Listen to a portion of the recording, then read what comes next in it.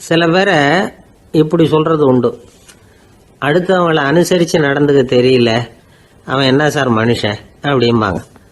சக மனிதர்களோட எப்படி பழகிறது அப்படின்னு தெரியாததுனாலேயே பல பேர் இன்னைக்கு சங்கடப்பட்டுக்கிட்டு இருக்கிறாங்க. வசதி வாய்ப்பெல்லாம் சரியாக இருக்கும், ஆனால் வாழ்க்கை சரியாக இருக்காது. இன்னொருத்தர்கிட்ட எப்படி பேசுறது பழகிறதுங்கிறது தெரியாததுனால தான் இந்த அவஸ்தை. சரி, இந்த அவஸ்தை இல்லாமல் வாழறது எப்படி? இதுக்கு அனுபவசாலிகள் சில வழிமுறைகளை சொல்கிறாங்க. அதெல்லாம் என்னென்னங்கிறத இப்போ தெரிஞ்சுக்குவோம். முதல்ல நம்ம நாக்கு நம்ம கண்ட்ரோலில் இருக்கணும். வார்த்தைகளை கொட்டி விட்டு அதுக்கப்புறம் அள்ள முடியாமல் கிடந்து கஷ்டப்படக்கூடாது. எப்படி பேசுகிறோங்கிறதும் முக்கியம், பேசுகிறப்ப எப்படி முகத்தை வச்சிருக்கிறோங்கிறதும் முக்கியம். அன்பாக பேசினாலும் நல்லா இருக்கும்.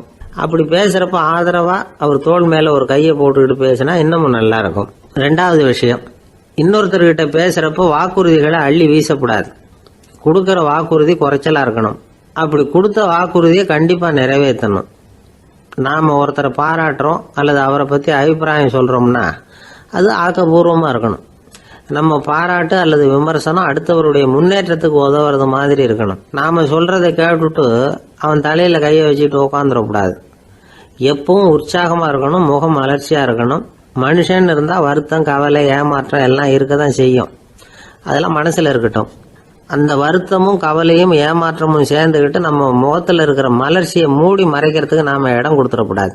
எந்த விஷயத்தை பற்றி யாருக்கிட்ட பேசினாலும் வெளிப்படையாக பேசணும், திறந்த மனசோட பேசணும். மூடி மறைச்சி முன்னு மூழ்கிக்கிட்டு இருக்கக்கூடாது. இன்னொருத்தர்கிட்ட பேசுகிறப்போ விவாதம் பண்ணுங்க, அது தப்பு இல்லை.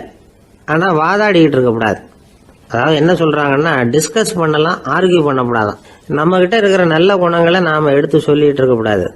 அந்த நல்ல குணங்களே நம்மளை பற்றி எடுத்து சொல்லணும், அது மாதிரி நடந்துக்கணும். அதே மாதிரி அடுத்தவங்க கிட்ட உள்ள கெட்ட குணங்களை பற்றி அவசியம் இல்லாமல் நாம் பேச வேண்டியதில்லை. உங்களை பற்றி யாராவது தப்பாக பேசுகிறாங்களா, அப்படி அவங்க பேசுகிறதுல உண்மை இல்லையா அப்படின்னா அதை நீங்கள் பொருட்படுத்த வேண்டியதில்லை, விட்டுடலாம். அது தானாக போயிடும். ஒரு 4-5 பேரோட பேசிக்கிட்டு இருந்தீங்கன்னா எல்லாருக்கும் முக்கியத்துவம் கொடுங்க, யாரையும் அலட்சியப்படுத்தாதீங்க. தமாஷா பேசலாம், ஆனால் உங்கள் தமாஷ் அடுத்தவங்களை கேலி பண்ணுறதா இருக்கக்கூடாது. நமக்கு கிடைக்க வேண்டியது கிடைக்கலையே அப்படிங்கிற தவிப்பு நம்மகிட்ட இருக்கக்கூடாது, அது தேவையில்லை. உங்கள் செயல்பாடுகள் தெளிவாக இருக்கட்டும், பாராட்டு தானாக அவங்கள தேடிட்டு வரும். இன்னொரு மனுஷனுடைய மனசில் கௌரவமான ஒரு இடத்த பிடிக்கணும்னா நாம் இந்த குணத்தை எல்லாம் நம்மகிட்ட வளர்த்துக்கணும். இதெல்லாம் அனுபவசாலிகள் சொல்லியிருக்கிற குறிப்புகள். இந்த குறிப்புகளை சரியாக புரிஞ்சுக்கணும், அது முக்கியம். தப்பாக புரிஞ்சுக்கிட்டா என்ன ஆகும் தெரியுமா? இதை கேளுங்க. ஒருத்தர் வந்தார், சார் அடுத்தவங்க தோள் மேலே கையை போட்டுக்கிட்டு அன்பாக பேசணும்னு சொன்னீங்க, அப்படி தான் பேசினேன். அவர் முதுகை கூட தட்டி கொடுத்தேன், என் வேலை போயிட்டுது சார், வீட்டுக்கு அனுப்பிச்சிட்டாங்க அப்படின்னார். யாருக்கிட்ட அப்படி பேசுனீங்கன்னு கேட்டோம். என் முதலாளிகிட்ட சார் அப்படிங்கிறார் ரொம்ப சோகமா. ஒரு சின்ன பையன் வந்தான், அவனை பார்த்து ஒரு கேள்வி கேட்டோம். ஏன்ப்பா உங்கள் வீட்டில் அம்மா புத்திசாலியா அப்பா புத்திசாலியா அப்படின்னு. அவன் அலட்சியமா நம்மளை பார்த்து சிரிக்கிறான். என்ன சார் இது, இந்த காலத்தில் இது கூட தெரியாமல் இருக்கிறீங்களே அப்படிங்கிறான். ஒரு சின்ன பையன் நம்மளை பார்த்து இப்படி கேட்டு விட்டானே அப்படின்னு நினைக்கிறப்போ நமக்கு ஒரு மாதிரி ஆகிடும். அதுக்கப்புறம்தான் இந்த தாத்தா பாட்டிலாம் சொல்கிற ஒரு கதை ஞாபகத்துக்கு வந்தது. அது என்ன கதை தெரியுமா? ஒரு ஊரில் ஒரு அம்மாவும் பிள்ளையும் இருந்தாங்களாம். அந்த மகனுக்கு திடீர்னு தேசாந்திரம் போய் வரணும்னு ஆசை வந்துட்டுது. ஊராக போய் சுற்றி பார்க்கணுங்கிற ஆசை. அந்த அம்மாவுக்கு இது பிடிக்கல. மகனை பிரிஞ்சு இருக்கிறதுக்கு அவங்க மனசு இடம் கொடுக்கல. வேணாப்பான்னு சொல்லி பார்த்தாங்க, அவன் கேட்கல. திடீர்னு புறப்படவும் செஞ்சுட்டான். சரி, இனிமே அவனை தடுக்க முடியாதுன்னு முடிவு பண்ணிக்கிட்டாங்க அந்த அம்மா. இருந்தாலும் புத்திசாலித்தனமாக ஒரு யோசனை பண்ணாங்க. மகனை கிட்டத்தில் கூப்பிட்டாங்க, அவங்ககிட்ட சொன்னாங்க, இதை பாருப்பா, நீ தேசாந்திரம் போகிறதுன்னு தீர்மானம் பண்ணிவிட்ட, அதை நான் தடுக்கலை, போயிட்டு வந்துடும். ஆனால் போகிறதுக்கு முன்னாடி எனக்கு ஒரு வாக்குறுதி கொடுத்துட்டு போ அப்படின்னாங்க. போகிறப்போ ராத்திரியாக இருந்தாலும் பகலாக இருந்தாலும் சரி, புளிய மரத்து நிழலில் தான் தங்கணும். திரும்பி வர்றப்போ இரவும் பகலும் நீ வேப்ப மரத்து நிழல்லே தங்கணும் அப்படின்னாங்க. சரி, அப்படியே செய்கிறேன்னு சொல்லி வாக்குறுதி கொடுத்தான் பையன். புறப்பட்டு போனான். போகிற வழியில் புளிய மரத்து நிழல்லையே தங்கினான், தூங்கினான். அப்படி போய்கிட்டே இருந்தான். 7வது நாள் அவன் உடம்பு சுகமில்லாமல் போயிட்டுது. ரொம்பவும் பலவீனமாயிட்டான். இனிமேல் நடக்க முடியாதுங்கிற நிலைமை வந்துட்டுது. யோசிச்சு பார்த்தான். சரி, இதுக்கு மேலே போக வேண்டாம் அப்படின்னு முடிவு பண்ணிட்டு திரும்பி வர ஆரம்பிச்சிட்டான். திரும்பி வர்றப்போ வழியில் வேப்ப மரத்து நிழலையே தங்கி தங்கி வந்தான். நாளுக்கு நாள் உடம்பு சரியாக வந்துட்டுது. 7வது நாள் வீட்டுக்கு வந்து சேர்றான். உடம்பு பழையபடியே கலகலப்பாயிட்டுது. பூரண சுகம். தேசாந்திரம் போன பையன் திரும்பி வந்துட்டானே அப்படின்னு அந்த அம்மா ஆச்சரியப்படலை. ஏன்னா அவங்களுக்கு தெரியும் இப்படி ஆகும்னு. பையன் சீக்கிரமாக திரும்பி வரணுங்கிறதுக்காக தான் அவங்க அந்த யோசனையை சொன்னாங்க. என்ன விஷயங்கிறதையும் அவங்களே சொன்னாங்க. மகனே, புளிய மரத்து நிழல் உடம்புக்கு உஷ்ணத்தை கொடுக்கும், சீக்க உண்டாக்கும். அதனால் நீ தொடர்ந்து புளிய மரத்து நிழலில் தங்கினாவே நோய்க்கு ஆளாயிட்ட. அதனால் நல்ல பயணத்தை முடிச்சுக்கிட்டு திரும்பி வரணுங்கிற முடிவுக்கு வந்துட்ட. திரும்பி வர்றப்போ நீ தங்கினது வேப்ப மரத்து நிழல். அது உடம்புக்கு குளிர்ச்சியை தரக்கூடியது, நோயை தீர்க்கக்கூடியது. அதனால் சுகமாக வீட்டுக்கு சேர்ந்துட்ட. உன்னோட தேசாந்திர பயணத்தை தடுக்கிறதுக்காக தான் இப்படி பண்ணினேன் அப்படின்னாங்களாம் அந்த அம்மா. பார்த்தீங்களா அம்மாவோட புத்திசாலித்தனத்தை? அப்பாவாக இருந்தால் இப்படியா பண்ணுவார்? ஒரு அப்பா பையன்கிட்ட 10 ரூபா கொடுத்து இதை எடுத்துக்கிட்டு அடுத்த ஊருக்கு போய் அங்கே இருக்கிற மாமா கிட்ட இதை கொடுத்துட்டு வாடா, வழியில் எங்கேயாவது மரத்தடியில் படுத்து தூங்கி விடாதே அப்படின்னு எச்சரிக்கை பண்ணி அனுப்புனாராம். பையனுக்கு எச்சரிக்கையாக வாழறது எப்படிங்கிறத கற்றுக் கொடுக்கறதுக்காக இப்படி பண்ணார். அவன் பணத்தை வாங்கிக்கிட்டு போனான். அப்பா சொன்னதை மறந்துட்டு ஒரு மரத்தடியில் படுத்து தூங்கிட்டான்.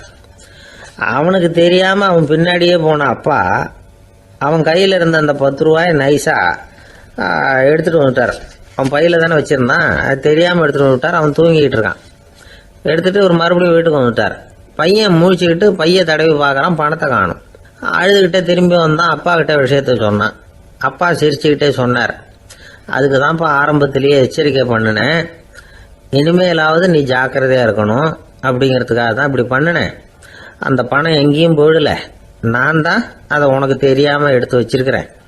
இதோ பாரு அப்படின்னு சொல்லிக்கிட்டு சைடு பாக்கெட்டில் கையை விட்டா அது ஓட்டையாக இருக்குது. அதை எவனோ ஏற்கனவே கத்திரிச்சு எடுத்துகிட்டு போயிட்டான். இப்போ அப்பா முகத்தில் அசடு வழிஞ்சுதான். ஒரு ஆள் இருந்தான், நிறைய பணம் சம்பாதிச்சான். ஆனால் செலவு பண்ண மனசு வரல, கருமி. அவன் என்ன பண்ணா, சேர்த்த பணம் பூராவையும் ஒரு மரத்தடியில் புதைச்சி வச்சுருந்தான். வாரத்துக்கு ஒரு தடவை அந்த மரத்தடிக்கு வருவான். புதைச்ச இடத்த ஆவலோடு பார்த்துக்கிட்டு இருப்பான். அதுக்கப்புறம் போயிடுவான். அவ்வளவுதான். ஒரு நாள் ஒரு திருடன் வந்தான். இவன் புதைச்சி வச்சுருந்ததெல்லாம் எடுத்துகிட்டு போயிட்டான். இது தெரிஞ்சு போச்சு.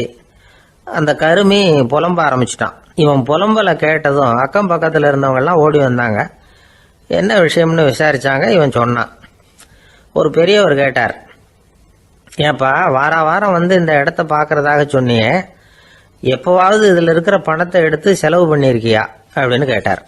நான் அப்பப்போ அதை பார்க்கறது தான் வழக்கம், அதை தொட்டதே இல்லைன்னு அவன். சரி அப்படின்னா இப்போவும் நீ அதே மாதிரி வாரம் ஒரு தடவை இந்த இடத்த பார்த்துட்டு போகலாமே அப்படின்னாராம் அந்த பெரியவர். அதுவும் சரிதானே, எவ்வளவு காலமானாலும் அவன் அந்த பணத்தை எடுத்து செலவு பண்ண போகிறதில்ல. அப்படி இருக்கிறப்ப உள்ளே பணம் இருந்தாலும் ஒன்று தான், இல்லாமல் போனாலும் ஒன்று தான். இதிலிருந்து என்ன புரியுதுன்னா, ஒருத்தர்கிட்ட இருக்கிற பணத்தை கொண்டு அவர் பணக்காரரா ஏழையா அப்படின்னு முடிவு செய்கிறது சரியில்லை. அந்த செல்வத்தை அனுபவிக்கிற திறன், பயன்படுத்துகிற திறன், அதை வச்சு தான் அவர் ஏழையா பணக்காரரா அப்படிங்கிறத நிர்ணயம் பண்ணணும். அதுதான் சரி. செலவு பண்ண தெரியாதவன் சேகரம் பண்ணிகிட்டே இருக்கிறதுனால என்ன பிரயோஜனம்? தலைமுடியே இல்லாதவன் தாராளமாக சீப்புகளை வாங்கி சேகரம் பண்ணுறது மாதிரி தானே இது. சில சமயம் செலவு பண்ண நாம் தயாராக இருந்தால் கூட அந்த செல்வம் நமக்கு பயன்படுறதில்ல. அரேபியாவில் ஒரு நகை வியாபாரி விலை உயர்ந்த முத்துக்களை எல்லாம் அவர் வச்சு வியாபாரம் பண்ணிகிட்டு இருந்தார். அவர் ஒரு சமயம் ஒரு பாலைவனம் வழியாக போயிட்டு இருக்கிறார் ஒட்டகத்தில். அப்போ திடீர்னு கடுமையான புயல் வீச ஆரம்பிச்சுட்டுது. திசை தவறி இவர் எங்கேயோ வந்துட்டார். கூட வந்தவங்களையும் காணலை, எங்கே போனாங்களும் தெரியல.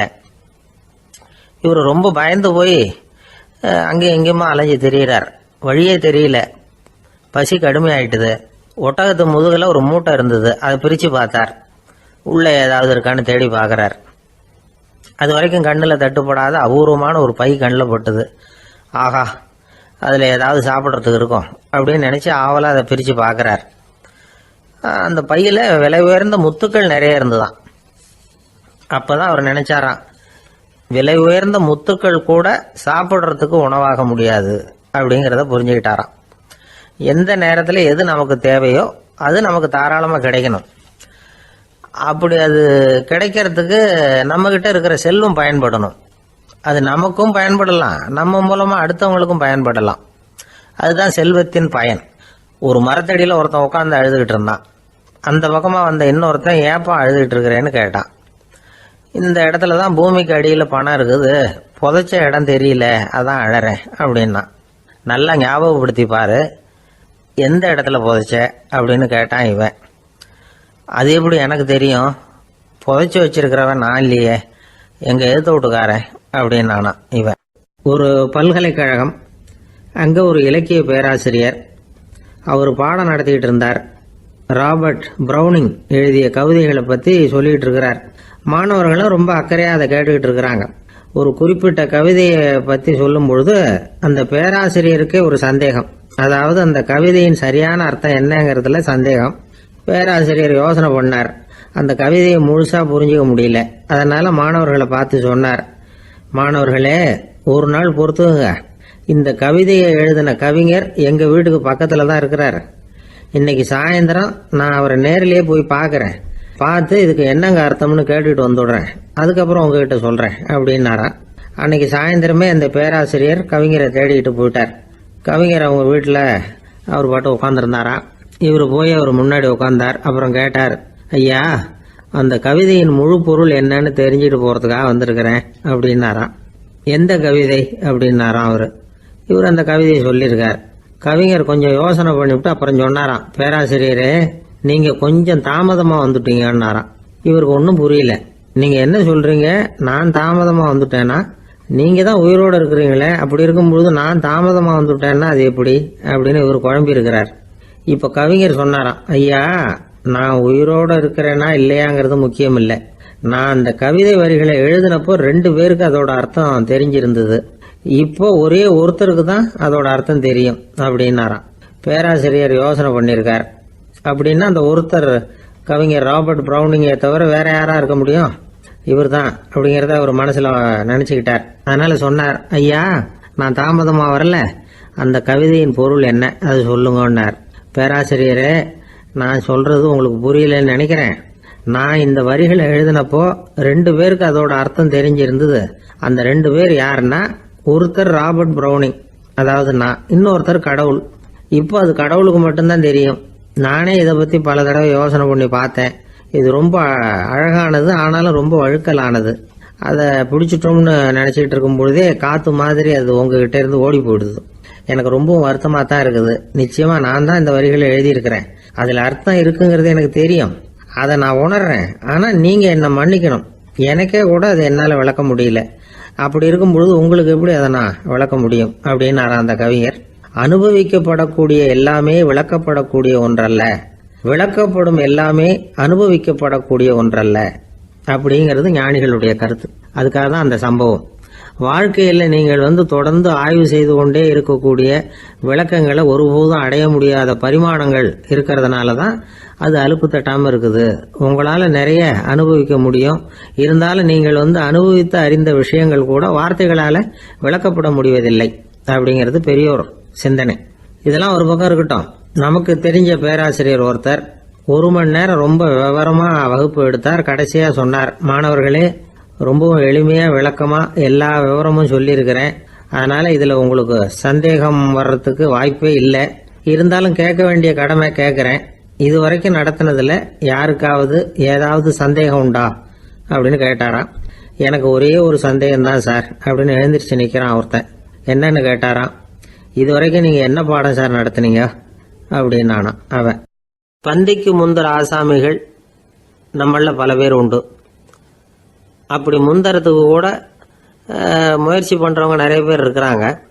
இதுல என்ன ஒரு விஷயம்னா, பந்திக்கு முந்தறது கூட தப்பு இல்லை.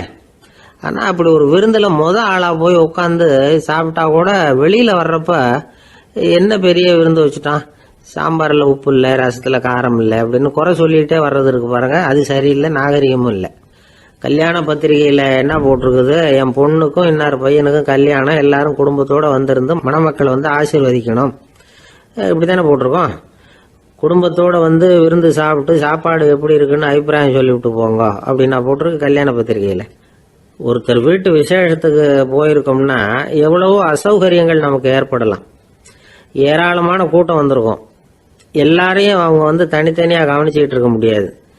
நாம தான் அனுசரித்து நடந்துக்கணும். நாமளா போய் வாழ்த்த வேண்டியவங்களை வாழ்த்தி விட்டு சேரணும். அதை விட்டுட்டு பத்திரிக்கை கொடுத்தானேன்னு போனேன், கவனிப்பே சரியில்லை அப்படின்னு புலம்பிக்கிட்டு இருக்கக்கூடாது. ஒரு விருந்துக்கு போனால் அங்கே எப்படி நடந்துக்கணும் அப்படிங்கிறத பற்றி கூட அனுபவசாலிகள் சில விவரங்கள்லாம் சொல்லியிருக்கிறாங்க. இந்த காலத்தில் கல்யாணம், பிறந்த நாள், அது இதுன்னு நிறைய விருந்துகள் நடக்குது. அதெல்லாம் எதுக்காக? மனித உறவுகளை வளர்த்துக்கிறதுக்காக தான், வேற எதுக்கு? ஒரு விருந்துக்கு போனால் அமைதியாக பொறுமையாக போய் உட்காரணும். அடித்து பிடிச்சிக்கிட்டு இடத்த பிடிக்க போகிறேன் அப்படின்னு நிற்கக்கூடாது. முதல் பந்தி நடந்துக்கிட்டு இருந்தால் அது முடிஞ்சு இலை எடுத்து சுத்தம் பண்ணதுக்கு அப்புறம் போய் உட்கார்றது தான் நாகரீகம். இலை எடுக்கிறதுக்கு முன்னாடியே அங்கே போய் உட்காந்தா நல்லா இருக்காது. நீங்கள் சாப்பிட்டுட்டு உட்காந்துருக்கீங்களா, சாப்பிட்றதுக்கு உட்காந்துருக்கீங்களா, பார்க்குறவங்களுக்கு சந்தேகம் வந்துடும். அதே மாதிரி இலையில எல்லா ஐட்டமும் பரிமாறினதுக்கு அப்புறம் சாப்பிட ஆரம்பிக்கணும். ஒவ்வொரு ஐட்டமாக வைக்க நாம் பாட்டுக்கு எடுத்து உள்ளே தள்ளிகிட்டே இருந்தோம்னா எதை வச்சோம் எதை வைக்கலன்னு பரிமாறினவரே குழம்பி போயிடுவார். ஏன்னா எப்போ பார்த்தாலும் இலை காலியாகவே இருக்கும். சாப்பிட்றப்போ உங்கள் சாப்பாட்டையே நீங்கள் கவனிக்கணும். அடுத்தவங்க இலையில என்ன இருக்குது, பக்கத்தில் இருக்கிறவர் எதை அதிகமாக சாப்பிட்றார், இதெல்லாம் நமக்கு என்னத்துக்கு? எல்லாரும் சாப்பிட்டு முடிக்கிற வரைக்கும் பொறுமையாக இருக்கிறது தான் நல்லது. நீங்கள் மட்டும் திடீர்னு பாதியில் எழுந்திரிச்சு பக்கத்தில் இருக்கிறவங்களுக்கு சங்கடமாக இருக்குமேங்கிறதெல்லாம் யோசிக்காமல் நீங்கள் பாட்டு எழுந்திரிச்சு போகக்கூடாது. பக்கத்தில் உள்ளவங்க உங்களை எழுந்திரிக்க சொன்னால் எழுந்திரிச்சு போகலாம். விருந்துகளில் சாப்பாட்டை வீணாக்கிறதே ஒரு நாகரிகமாக போட்டுது. இந்த காலத்தில் சாப்பாட்டுக்கே கஷ்டப்பட்டுக்கிட்டு பல பேர் இந்த உலகத்தில் இருக்கிறப்போ சாப்பாட்டை வீணாக்கிறது எவ்வளவு பெரிய மோசங்கிறத நினச்சி பார்க்கணும். வேணுங்கிற அளவுக்கு கேட்டு வாங்கி சாப்பிட்றது தான் முறை. விருந்தில் இந்த பஃபே அப்படின்னு சொல்லி ஒரு முறை சொல்கிறாங்கல்ல, அதாவது உணவு வகைகளையெல்லாம் பொதுவாக ஒரு இடத்துல வச்சுடுறது, நமக்கு தேவையானதை நாமே எடுத்துட்டு ஒரு தட்டில் போட்டுக்கிட்டு சாப்பிட வேண்டியது. இதில் கூட சில பேர் தேவைக்கு அதிகமாக எடுத்து போட்டுக்கிட்டு வீணாக்குறாங்க. சில சமயம் கடைசியாக சாப்பிட போகிறவங்களுக்கு எல்லா ஐட்டமும் கிடைக்காம போகலாம். அதை போய் பெருசு பண்ணிகிட்டு இருக்கக்கூடாது. என்ன சார் இந்த அளவுக்கு கூடவா நாகரிகம் தெரியாமல் இருக்கிறோம், இதை போய் பெருசாக சொல்ல வந்துட்டீங்களே அப்படின்னு நினைக்கலாம். ஒருத்தர் 2 பேருக்கு இந்த விவரம் தேவைப்படலாம். அவங்க காதலையும் இது விழட்டுமேங்கிறதுக்காக தான் இது. ஒரு பெரிய கல்யாண விருந்து நடந்துக்கிட்டு இருந்தது. விருந்து மண்டபத்து வாசலில் ஒருத்தர் நின்றுக்கிட்டு வர்றவங்களையெல்லாம் ரொம்ப மரியாதையாக வணங்கி உள்ளே அனுப்பி வச்சுக்கிட்டு இருந்தார். எப்படி தெரியுமா? வர்றவங்க கையெல்லாம் பிடிச்சி முத்தம் கொடுத்து அதுக்கப்புறம் உள்ளே அனுப்பி வச்சுக்கிட்டு இருந்தாராம். கூட்டம்லாம் முடிஞ்சதுக்கப்புறம் அவர்கிட்ட போய் கேட்டிருக்கிறாங்க, சார் நானும் எவ்வளவோ விருந்துகளுக்கு போயிருக்கிறேன், இருந்தாலும் இவ்வளவு மரியாதையாக வர்றவங்க கைக்கெல்லாம் முத்தம் கொடுத்து வரவேற்கிறத இங்கே தான் பார்க்குறேன் அப்படின்னு சொன்னாங்க. அதுக்கு அவர் சொன்னார், அட போங்க சார், நான் முத்தம் கொடுக்கல, முந்தின பந்திக்கு சாப்பிட்டவங்களே அடுத்த பந்திக்கும் வர்றாங்களான்னு மோந்து பார்த்து அனுப்பி வச்சுக்கிட்டு இருந்தேன் அப்படின்னார். ஒருத்தன் எப்படி நடந்துக்கிறாங்கிறத வச்சு தான் அந்த ஆள் எப்படிங்கிறத நாம் முடிவு பண்ணுறோம். ஆளுமைன்னு சொல்கிறோம்ல, அதுக்கு சூழ்நிலைகளை ஆளுகின்ற தன்மை அப்படின்னு விளக்கம் கொடுக்குறார் ஒரு உளவியல் நிபுணர். சரி, ஒரு மனிதனுடைய ஆளுமையை உருவாக்குகிற விஷயங்கள் என்னென்ன? பிறப்பு, வளர்க்கப்பட்ட விதம், படிப்பு, நண்பர்கள், சமுதாயம், இப்படி நிறைய உண்டு. ஆளுமையின் அடிப்படையில் சில மனநோய்கள் உண்டாகுது. அதெல்லாம் என்னென்னங்கிறத தெரிஞ்சு வச்சுக்கிட்டோம்னா நம்ம கூட இருக்கிறவங்கள அடையாளம் கண்டுபிடிக்கிறதுக்கு அது ரொம்ப உபயோகமாக இருக்கும். ஃப்ரெனாய்டு ஆளுமை அப்படின்னு ஒன்று. இந்த கோளாறு உள்ளவங்க எப்படி இருப்பாங்க தெரியுமா? அதிக உணர்ச்சி, சந்தேகம், பொறாமை இதெல்லாம் அதிகமாக இருக்கும். வளைஞ்சு கொடுக்க மாட்டாங்க. அடுத்தவங்களோட இணக்கமான உறவு இருக்காது. அவங்க செய்கிற தப்புக்கெல்லாம் அடுத்தவங்களை குறை சொல்லிகிட்டு இருப்பாங்க. இது ஒரு ரகம். அடுத்தது ஸ்கிசாய்டு ஆளுமை அப்படின்னு சொல்கிறாங்க. இந்த கோளாறு உள்ளவங்க அடுத்தவங்களோட பழக கூச்சப்படுவாங்க. சின்ன வயசுலேயே இது ஆரம்பமாயிடுது. பகல் கனவுலேயே சஞ்சரிப்பாங்க. அவங்களுடைய விரோதம், கோபம் இதை கூட வெளியில் காட்டிக்க முடியாமல் இருப்பாங்க. இவங்களுக்கு அகமுகம், பிரச்சனைகள்லேருந்து ஒதுங்கி எதுலேயும் ஈடுபாடு இல்லாதவங்களா இருப்பாங்க. இப்படி ஒரு ரகம். அடுத்தது சைக்ளோதமிக் ஆளுமை அப்படின்னு சொல்கிறாங்க. அது என்னென்னா, உணர்ச்சிகளில் ஏற்றத்தாழ்வு அதிகமாக இருக்குமா. சில சமயம் பார்த்தா மகிழ்ச்சியாக இருப்பாங்க, சில சமயம் சோகமாக உட்காந்துருப்பாங்க. அவங்க மனநிலைக்கு தகுந்த மாதிரி சமூக நிகழ்ச்சிகளில் பங்கெடுத்துக்குவாங்க. இன்னொரு வகை என்னென்னா எண்ணப்பீடிகை ஆளுமை அப்படின்னு பேர் வச்சிருக்கிறாங்க. அதுக்கு இவங்களுக்கெல்லாம் கரெக்டாக இருக்கணும், எல்லாம் சட்டத்திட்டம், இதுலேயும் ஒரு ஒழுங்குமுறை, இப்படி எதிர்பார்க்குற மனோபாவம். இவங்க எதிர்பார்ப்புக்கும் அரண்முறைக்கும் மற்றவங்க கட்டுப்படணும்னு நினைப்பாங்க. இந்த நிலைமை நீடிச்சா என்ன ஆகும் தெரியுமா? அலைக்கழிக்கிற எண்ணங்கள் திரும்ப திரும்ப ஒரே செயலை செய்ய தூண்டுற மன தளர்ச்சிக்கு ஆளாயிடுறாங்க. அடுத்தது ஹிஸ்டீரியா ஆளுமை. சின்ன விஷயத்தையெல்லாம் பெருசுபடுத்தி நாடகமாக்குற நடிகர்கள் இவங்க. உணர்ச்சி அதிகம் உள்ளவங்க. இவங்க மன எழுச்சியில் பக்குவமின்மை, குழந்தைத்தனம், முதிர்ச்சியின்மை எல்லாம் இருக்கும். தன்னலம் மிக்க குணம். பிறர் தன்னை மட்டுமே கவனிக்கணும்னு நினச்சி செயல்படுறது, இதெல்லாம் இவங்க அடையாளம். அடுத்த ரகம் எப்படின்னா வளர்ச்சியற்ற ஆளுமைன்னு சொல்கிறாங்க. அடுத்தவங்களோட இணங்கி போக முடியாதவங்க, அறிவு, மன எழுச்சி, சமூக உறவு இதில் எல்லாம் போதுமான வளர்ச்சியையும் நிறைவையும் பெற முடியாதவங்க. இவங்களால வாழ்க்கையில் முன்னேற முடியாது. பிச்சைக்காரங்க, குற்றவாளிகள் இவங்ககிட்டெல்லாம் இது மாதிரியான ஆளுமை அதிகமாக இருக்குமா. அடுத்தது என்னென்னா சோர்வுடைய ஆளுமை. எதுலேயும் உற்சாகம் இல்லாமல் சோர்ந்து போயிருப்பாங்க. அதுக்கெல்லாம் நமக்கு வலிமை இல்லைப்பா அப்படின்னு சொல்லிட்டு இருப்பாங்க. சின்ன விஷயங்களுக்கெல்லாம் அதிர்ச்சி அடையிறது, வாழ்வின் சுவையை அனுபவிக்க முடியாதவங்க. இன்னொரு ரகம் இது கொதித்தெழும் ஆளுமைங்கிறாங்க. எதுக்கு எடுத்தாலும் ஆத்திரம், குரோதம், வன் செயல் இதுலெல்லாம் ஈடுபாடு இப்படி உள்ளவங்க. நத்தை வகை ஆளுமை அப்படின்னு ஒன்று. அடுத்தவங்க மேலே விரோதம் இருக்கும், அடிக்கணுங்கிற எண்ணம் இருக்கும். ஆனால் அதை அப்படியே வெளியில் காட்டாமல் அதே சமயம் அமைதியான முறையில் வெறுப்பை வெளிக்காட்டுற ரகம். இவங்கெல்லாம் பேசாமல் கம்முன்னு இருந்துக்கிட்டே நினைச்சதை நிறைவேற்றிக்கிடுவாங்க. முன்ஜாக்கிரதை ஆளுமை அப்படின்னு ஒரு ரகமா. பாதுகாப்பின்மை, சந்தேகம், முழுமையின்மை, அறவேக்காட்டுத்தனம் இந்த மனப்போக்கு அதிகமாக இருக்கிறதுனால அகம்பாவம், புடிவாதம், எச்சரிக்கை எல்லாம் அளவுக்கு மீறி இருக்கும். இதுவரைக்கும் நாம் பேசிக்கிட்டு இருந்த ஆளுமை பண்புகள் அளவுக்கு அதிகமாக போயிட்டுதுன்னா ஆளுமை கோளாறுகள் ஏற்படும். அதன் அடிப்படையில் மனவியாதிகள் வருமா.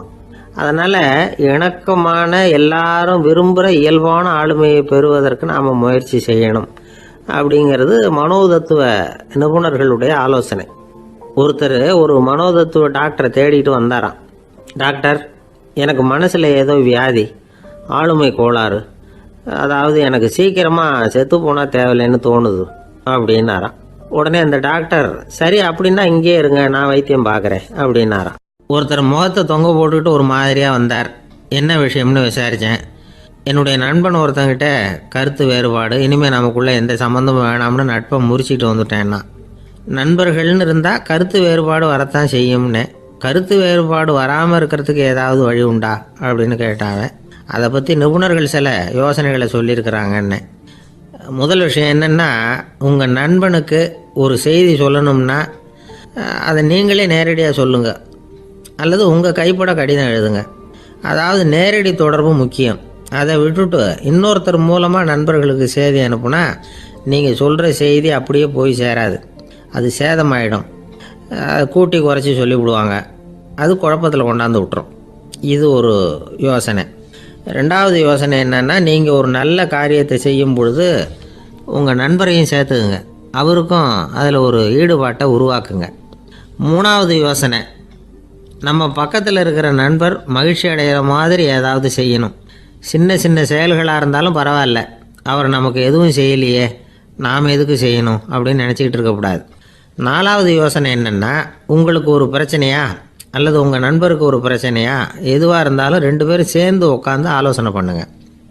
நம்ம யோசனையும் கேட்கப்படுதே அப்படிங்கிற நினைப்பே அவருக்கு ஒரு மன நிறைவை உண்டாக்குமா. 5வது யோசனை, உங்கள் நண்பர் ஏதோ ஒரு காரியத்தை செய்கிறார், நீங்கள் உடனே அவசரப்பட்டு நீ செய்கிறது தப்புன்னு தீர்ப்பு சொல்லக்கூடாது. அவர் அதை செய்யறதுக்கான நியாயங்கள் எவ்வளோ இருக்கும், அதை புரிஞ்சுக்கிறதுக்கு முயற்சி பண்ணணும். 6வது யோசனை, உங்கள் நண்பர் என்ன சொன்னாலும் அதை பொறுமையாக கேளுங்க. அவர் சொல்கிறத புரிஞ்சுக்கணும், அவர் சொல்ல விரும்புகிறத புரிஞ்சுக்கணும், அவர் சொல்ல முடியாமல் தவிக்கிறதையும் புரிஞ்சுக்கணும். இப்படி 3 விதமாகவும் அவரை புரிஞ்சுக்கிட்டு அதுக்கு தகுந்த மாதிரி செயல்படணும். 7வது யோசனை என்னென்னா, உங்கள் நண்பர் உங்ககிட்ட ஏதோ ஒரு கருத்தை சொல்கிறார், அது உங்களுக்கு பிடிக்கல, அதுக்காக உடனே நீ சொல்கிறது சரியில்லை, நான் ஒத்துக்க மாட்டேன் அப்படின்லாம் மறுத்துக்கிட்டு இருக்கக்கூடாது. அவர் சொல்கிறத கேட்கணும், பொறுமையாக சிந்திக்கணும், அதுக்கப்புறம் பதில் சொல்லணும். இப்படிலாம் நடந்துக்கிட்டால் நண்பர்களுக்குள்ள கருத்து வேறுபாடு வர்றதுக்கு வாய்ப்பே இருக்காது அப்படின்னு வல்லுநர்கள் தொகுத்து சொல்லியிருக்கிறாங்க இந்த யோசனைகளை. எனக்கு தெரிஞ்ச சில நண்பர்கள் உண்டு, அவங்களுக்குள்ளேயும் கருத்து வேறுபாடுகள் வராமல் இருக்கிறதுக்கு சில நுட்பங்களை கையாளுறது உண்டு. ஒருத்தர் சொன்னார், அந்த டாக்டர் சின்ன வயசுலேருந்து என் கூட பழகினவர், நாங்கள் 2 பேரும் இணை பிரியாத நண்பர்கள், இருந்தாலும் எனக்கு உடம்பு சரியில்லைன்னா நான் அவர்கிட்ட வைத்தியம் பார்த்துக்க மாட்டேன் அப்படின்னார் ஒருத்தர். ஏன் அப்படின்னு கேட்டேன்.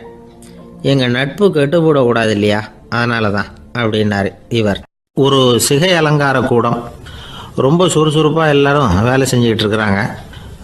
முடிவெட்டிக்க வந்திருக்கிறவங்க நிறைய பேர் எல்லாரும் வரிசையாக உட்காந்துருக்குறாங்க. அந்த சமயத்தில் திடீர்னு கதவை திறந்துக்கிட்டு ஒருத்தர் உள்ளே வர்றார். அவர் ஒரு பெரிய மனிதர்.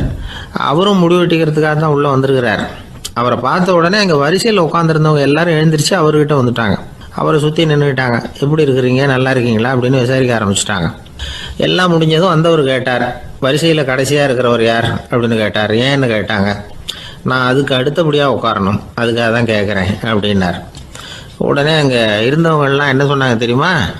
நீங்கள் வரிசையில் காத்திருக்கக்கூடாது, நீங்கள் அரசாங்கத்தின் தலைவர், உங்களுக்கு நேரம் முக்கியம், அதனால் நீங்கள் முன்னாடி போங்க அப்படின்னு சொன்னாங்க. ஆனால் அதை அவர் கேட்கல. தோழர்களே, உங்களுடைய கருத்துக்கு ரொம்ப நன்றி. எல்லாரும் வரிசையாக தான் வரணும், அதுதான் முறை. வரிசையில் வரணுங்கிற நடைமுறையை நானும் பின்பற்ற விரும்புகிறேன். நாம் எல்லாரும் சமமானவர்கள் அப்படின்னார். இப்படி சொல்லிவிட்டு வரிசையில் கடைசியாக இருந்த ஒரு நாற்காலியில் போய் உட்காந்துக்கிட்டார். தன் சட்டை பையில் இருந்த ஒரு செய்தித்தாளை எடுத்தார், படிக்க ஆரம்பிச்சிட்டார். ஆனால் அங்கே இருந்தவங்களால இதை பார்த்துக்கிட்டு சும்மா இருக்க முடியல. ஒருத்தர் எழுந்திரிச்சு வந்தார். ஐயா, இப்போ என்னுடைய முறை வந்திருக்குது, நான் தான் போக வேண்டிய முறை. உங்களை இங்கே காத்திருக்க வைக்கிறத விட ஒரு 5 ஆண்டுகளுக்கு கூட நான் முடிவெட்டிக்காமே இருந்துட முடியும் அப்படின்னார்.